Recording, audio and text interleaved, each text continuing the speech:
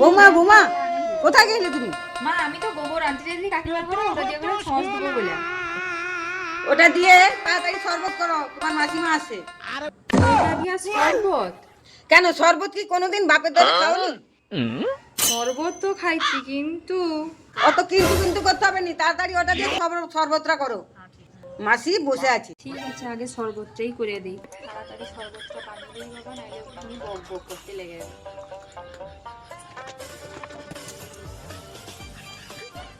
দিয়ে আবার কি শরবত খাই না, এই ঘরে দিয়ে দিচ্ছে গোবর দিয়ে শরবত খায়। তোমার কি এখনো শরবত হলো নি? বৌমা মা যাই দি মা, এই তো হয়েছে শরবত। এই লো মাসি, শরবতটা লো। বৌমা এই কালো শরবত কেনি, কি গন্ধ! কাই দেখি দেখি কি গন্ধ, কি গোবরের গন্ধ। মা তুমি কি দিয়ে শরবত করছো? তুমিই তো কইলো যে গোবর দিয়ে শরবতটা কর, ওই জন্য আমি গোবর দিয়েই শরবতটা করে নিয়ে গেলি। আমি তোমাকে কতবার কইলি গোবর দিয়ে শরবত করতে? তুমিই তো কইলো ওগা দিয়া শরবত করো। আমি তো বলি গোবর নিয়ে আসি ছস দেবো, তুমি করে ওটা দিয়া শরবত করো, তো আমি সোডা দিয়ে করে নিয়ে আসছি। তাই পড়া কপাল আমার।